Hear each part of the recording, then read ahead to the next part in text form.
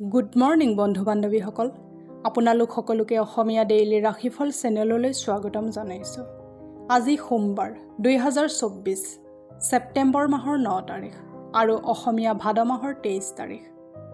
আজি তিথি ষষ্ঠী, পক্ষ শুক্লপক্ষ। আজি সূৰ্য উদয় হ'ব 6:03 আৰু সূৰ্য অস্ত যাব 6:32।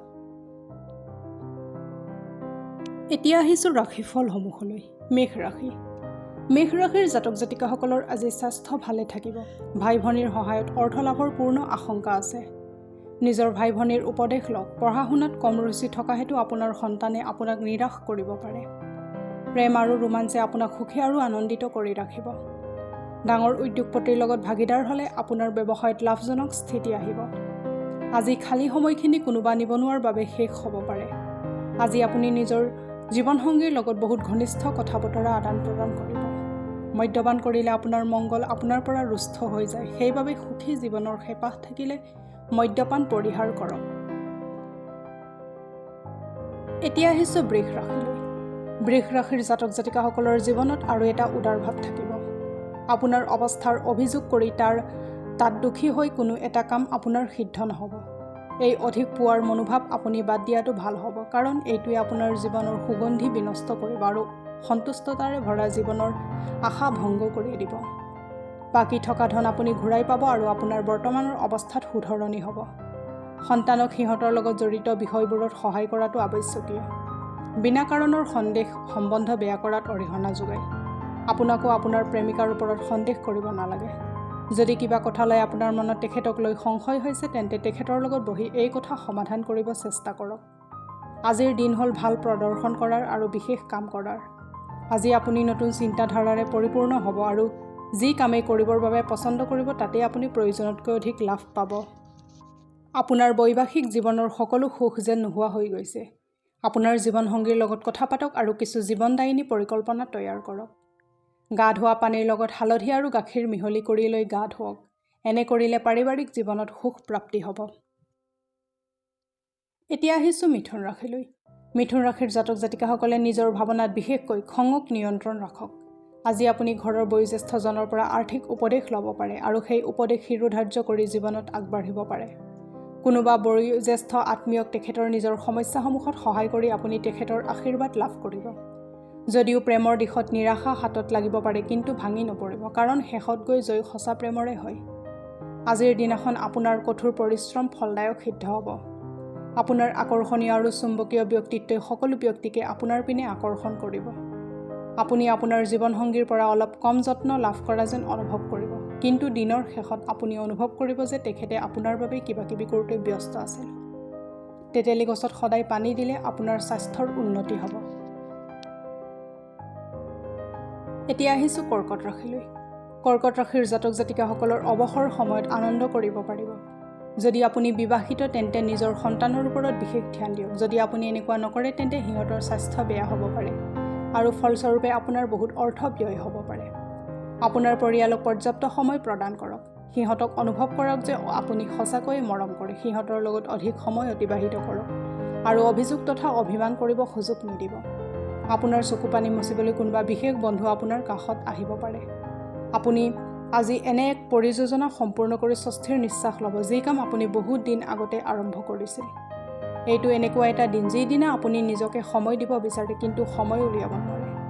এইটো কথন আছে যে মহিলা শুক্ৰ আৰু পুৰুষ মংগল গ্ৰহৰ বাসিন্দা, কিন্তু আজিৰ দিনা বিবাহিত শুক্ৰ আৰু মংগল পৰস্পৰৰ লগত সংযুক্ত হৈ যাব। আৰ্থিক উন্নতিৰ বাবে ঘৰত কলৰ গছ ৰুই তাৰ সেৱা কৰিব লাগিব। এতিয়া আহিছোঁ সিংহ ৰাশিলৈ। সিংহ ৰাশিৰ জাতক জাতিকাসকলৰ আজিৰ দিনটো কোনো বাধা বিনা ভালকৈ বিশ্ৰাম কৰিব পাৰিব। আপোনাৰ মাংসপেশীক আৰাম দিবৰ বাবে তেল দি মালিচ কৰিব। গ্ৰহ নক্ষত্ৰৰ স্থিতি আজি আপোনাৰ বাবে প্ৰতিকূল। আজি আপুনি আপোনাৰ ধন বিশেষ সুৰক্ষিত কৰি ৰাখিব লাগিব।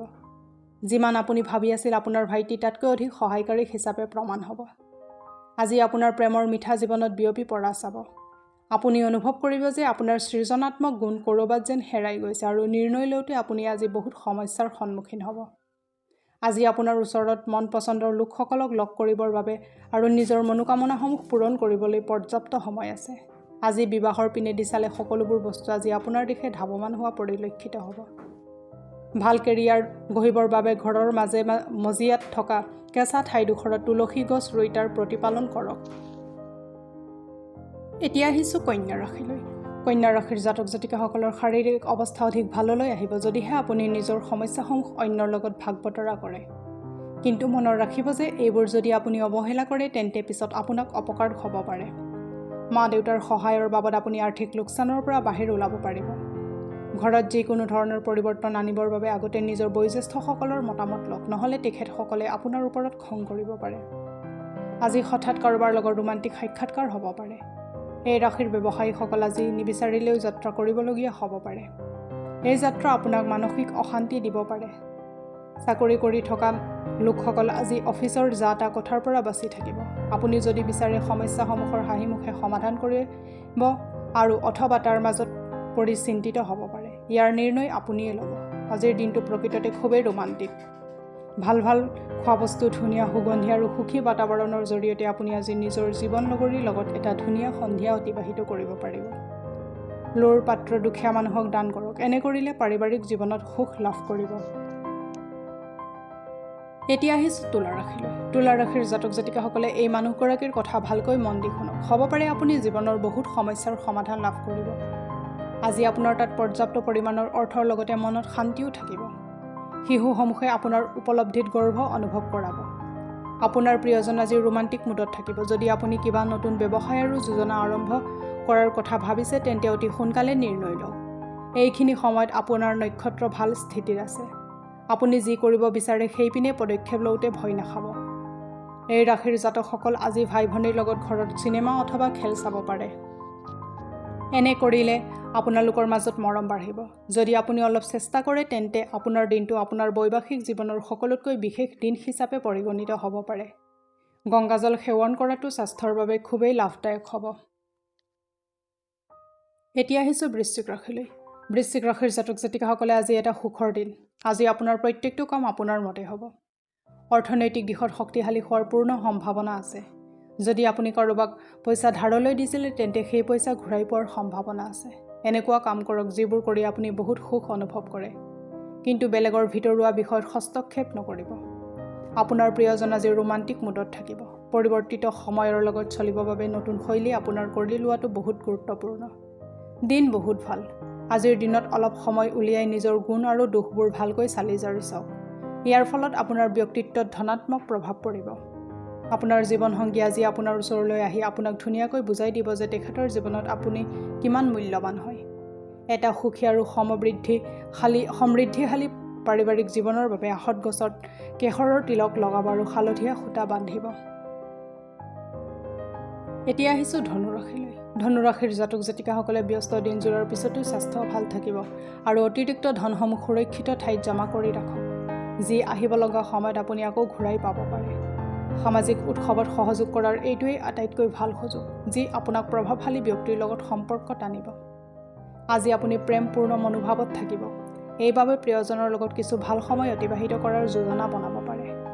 আপোনাৰ মানসক নিয়ন্ত্ৰণ কৰাৰ স্বভাৱ সমালোচনাৰ কাৰণ হ'ব পাৰে। ঘৰত সিঁচৰিত হৈ থকা বস্তুবোৰ চিজিল লগাব আজি আপুনি পৰিকল্পনা কৰিব, কিন্তু ইয়াৰ বাবে খালী সময় নাপাব। যদি আপোনাৰ জীৱনসংগী সকলো মতানৈক্য পাহৰি আপোনাৰ ওচৰলৈ ঘূৰি আহিব তেতিয়া জীৱন অধিক ধুনীয়া হৈ পৰিব। কেৰিয়াৰত দপদপে উন্নতি বিচাৰিলে আপোনাৰ দুৱাৰমুখত অথবা দুৱাৰত 7টা গজাল মাৰি লওক। এতিয়া আহিছোঁ মকৰ ৰাশিলৈ। মকৰ ৰাশিৰ জাতক জাতিকাসকলে মানসিক স্বাস্থ্যৰ ওপৰত ধ্যান দিয়ক, যি আধ্যাত্মিক জীৱনৰ বাবে আৱশ্যক হয়। মস্তিষ্ক জীৱনৰ দুৱাৰ, কাৰণ সকলো গতিবিধি ইয়াৰ মাধ্যমেৰে আহে। ইয়াৰ দ্বাৰাই জীৱনৰ সমস্যাসমূহ দূৰ কৰিব পাৰি আৰু ইয়ে শুদ্ধ চিন্তাধাৰা দি মানুহক আলোকিত কৰিব পাৰে। আজি যদি আপুনি বেলেগৰ কথা মানি ক'ৰবাত অৰ্থ বিনিয়োগ কৰে তেন্তে আৰ্থিক লোকচান হোৱাটো এক প্ৰকাৰ নিশ্চিত। আপোনাৰ হাঁহি খিকিন্দালি কৰা স্বভাৱে আপোনাৰ চাৰিওফালৰ পৰিৱেশ আনন্দ ভৰা কৰি তুলিব। আপোনাৰ প্ৰিয়জনে আপোনাক সুখী আৰু আনন্দিত কৰিবলৈ কিবা বিশেষ এটা কৰিব। আপুনি আপোনাৰ সহযোগীৰ লগত ব্যৱসায়িক পৰিকল্পনা ইত্যাদি বাস্তৱত ৰূপায়িত কৰাত বহুত সমস্যাৰ সন্মুখীন হ'ব। আজি আপোনাৰ ওচৰত বহুত খালী সময় থাকিব আৰু এই সময়ৰ ব্যৱহাৰ আপুনি ধ্যান যোগ কৰি অতিবাহিত কৰিব পাৰে। আপুনি আজি মানসিক শান্তি লাভ কৰিব পাৰে। আপোনাক সুখী কৰিবৰ বাবে আপোনাৰ জীৱনসংগী বহুত চেষ্টা কৰিব পাৰে। ঘৰত একুৰিয়াম এটা স্থাপন কৰি মাছবোৰক দানা খোৱালে ধনৰ বৃদ্ধি হ'ব।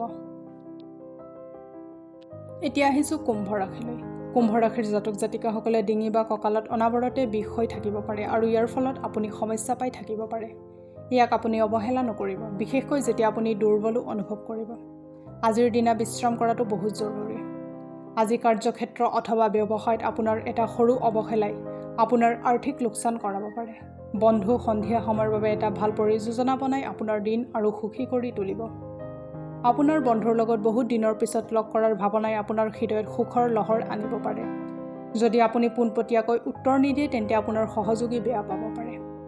আজি টিভি বা মোবাইলত চিনেমা চাওঁতে ইমানেই ব্যস্ত হৈ যাব যে জৰুৰী কাম কৰিবও পাহৰি যাব। আপুনি অনুভৱ কৰিব যে আপোনাৰ জীৱনলগৰীৰ আজিৰ দৰে তুলনাবিহীন কেতিয়াও হোৱা নাই। এলাচিৰ সেৱন কৰিলে আপোনাৰ স্বাস্থ্য ভাল হ'ব। এতিয়া আহিছোঁ মীন ৰাশিলৈ। মীন ৰাশিৰ জাতক জাতিকাসকলে খং কেতিয়াবা আপোনালোকক বিপদত পেলাব পাৰে, যি আপোনাৰ পৰিয়ালৰ মানুহবোৰক বিবুধিত পেলাই দিব পাৰে। সেইবোৰ লোক ভাগ্যৱান যি নিজৰ খঙক নিয়ন্ত্ৰণ কৰিব পাৰে। ইয়াৰ আগত যাতে আপোনাৰ খঙে আপোনাক ধ্বংস কৰি নিদিয়ে তাৰ বাবে আপুনি তাক শেষ কৰি দিয়ক।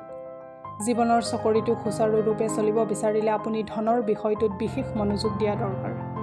জীৱন সংগীৰ লগত বজাৰ কৰি আপুনি ভাল পাব। আপুনি চিন্তা কৰাৰ কোনো আৱশ্যক নাই। আপোনাৰ মনত জমা হোৱা সকলো দুখ আজি বৰফৰ দৰে গলি যাব। ছেমিনাৰ আৰু লেকচাৰসমূহত অংশগ্ৰহণ কৰি আজি আপুনি নতুন চিন্তাধাৰা লাভ কৰিব পাৰে। আজি আপোনাৰ ওচৰত মন পচন্দৰ লোকসকলক লগ কৰিবৰ বাবে আৰু নিজৰ মনোকামনাসমূহ পূৰণ কৰিবলৈ পৰ্যাপ্ত সময় আছে। আপুনি সুখেৰে ভৰা বিবাহিত জীৱনৰ গুৰুত্ব আজি বুজি পাব। ভাল স্বাস্থ্যৰ বাবে হনুমান মন্দিৰত চোলা নিবেদন কৰিব পাৰে। আজিলৈ ৰাশিফলৰ ভিডিঅ'সমূহ ইমানেই। যদি ভিডিঅ'বিলাক ভাল লাগে লাইক কৰিব, কমেণ্ট কৰিব, শ্বেয়াৰ কৰিব আৰু ডেইলি অসমীয়া ৰাশিফলৰ ভিডিঅ' পাই থাকিবলৈ চেনেলটো ছাবস্ক্ৰাইব কৰি থ'ব। ধন্যবাদ।